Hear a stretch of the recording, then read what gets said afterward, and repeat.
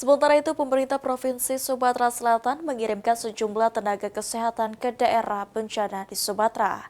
Rencananya, bantuan tenaga kesehatan akan kembali dikirimkan oleh Pemprov Sumsel dengan berkoordinasi dengan pemerintah kota, Kabupaten Sumatera Selatan, serta TNI Polri.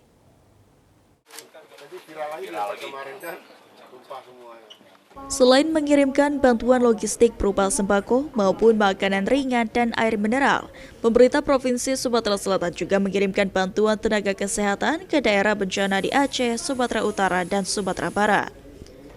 Disampaikan oleh Sekda Sumsel Edward Chandra, jika bantuan tenaga kesehatan telah dikirimkan beberapa waktu lalu oleh Gubernur Sumatera Selatan.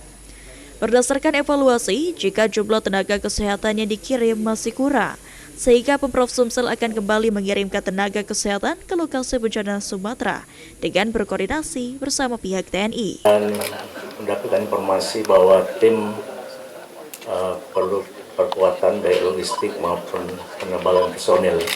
Itu dalam waktu dekat segera kami akan koordinasikan dengan jajaran, juga mohon support juga dari Pak Panglima dan Pak Danlanut, karena tim ini mungkin nantinya mohon untuk dibantu pemberangkatannya ke lokasi.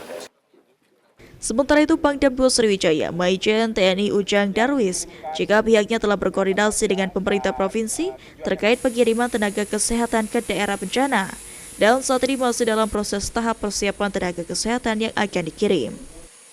Sedang mempersiapkan personil tenaga kesehatannya, Sekda Provinsi maupun mungkin dari Kota Palembang akan menyiapkan dulu personilnya.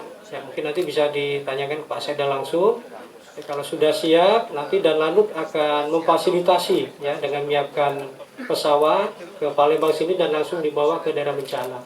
Pangdam 2 Sriwijaya memastikan jika bantuan untuk para korban bencana Sumatera akan terus mengalir dan dikirim ke lokasi bencana. Tim Liputan, PAL TV.